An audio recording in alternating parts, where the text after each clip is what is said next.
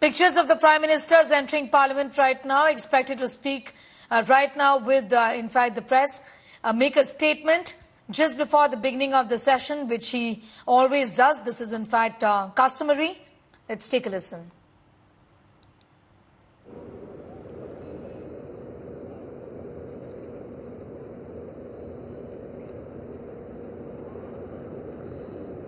साथियों,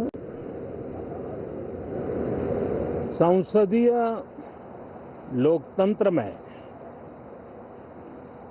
आज का दिवस गौरवमय है। यह वैभव का दिन है। आजादी के बाद पहली बार हमारी अपनी नई संसद में ये शपथ समारोह हो रहा है। अब तक ये प्रक्रिया पुराने सदन में हुआ करती थी।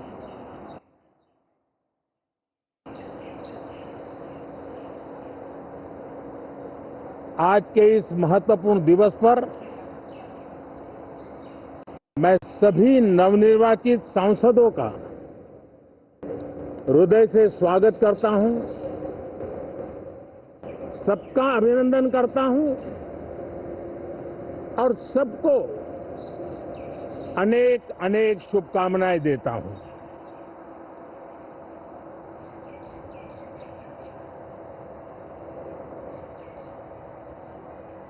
संसद का ये गठन भारत के सामान्य मानवीय के संकल्पों की पूर्ति का है। नए उमंग, नए उत्साह के साथ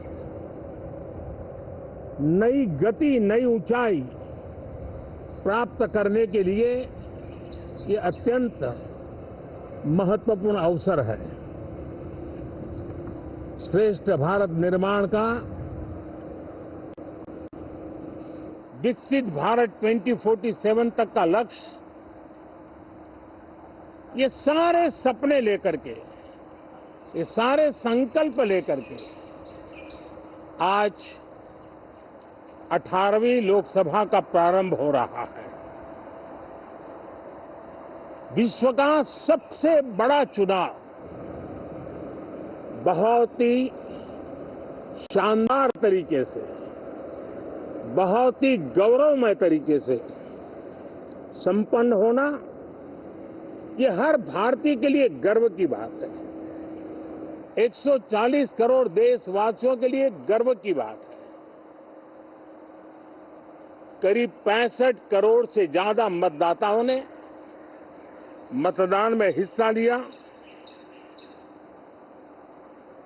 ये चुनाव इसलिए भी बहुत महत्वपूर्ण बन गया है कि आजादी के बाद दूसरी बार किसी सरकार को लगातार तीसरी बार सेवा करने के लिए देश की जनता ने अवसर दिया है और ये अवसर 60 साल के बाद आया है। ये अपने आप में बहुत बड़ी गौरवपूर्ण घटना है। साथियों, जब देश की जनता ने तीसरे कार्यकाल के लिए भी एक सरकार को पसंद किया है, मतलब उसकी नीयत पर मोहर लगाई है, उसकी नीतियों पर मोहर लगाई है, जनता जनार्दन के प्रति उसके समर्पण भाव को मोहर लगाई है। और मैं इसके लिए देशवासियों का हृदय से आभार व्यक्त करता हूं। गत 10 वर्ष में जिस परंपरा को हमने प्रस्तावित करने का निरंतर प्रयास किया है, क्योंकि हम मानते हैं कि सरकार चलाने के लिए बहुमत होता है, लेकिन देश चलाने के लिए सहमति बहुत जरूरी होती है और इसलिए हमारा निरंतर प्रयास रहेगा कि हर किसी की सहमति के साथ, हर किसी को साथ लेकर के मां भारती की सेवा करें, 140 करोड़ देशवासियों की आशा आकांक्षाओं को परिपूर्ण करें। हम सबको साथ लेकर के चलना चाहते हैं, सबको साथ लेकर के संविधान की मर्यादाओं का पालन करते हुए निर्णयों को गति देना चाहते हैं। 18वीं लोकसभा में हमारे लिए खुशी की बात है कि युवा सांसदों की संख्या अच्छी है और हम जब 18 की बात करते हैं तो भारत की परंपराओं को जो जानते हैं, भारत की सांस्कृतिक विरासत से जो परिचित हैं, उनको पता है कि हमारे यहां 18 अंक का बहुत सात्विक मूल्य है। गीता के भी 18 अध्याय है। कर्म, कर्तव्य और करुणा का संदेश हमें वहां से मिलता है। हमारे यहां पुराणों और उपपुराणों की संख्या भी 18 है।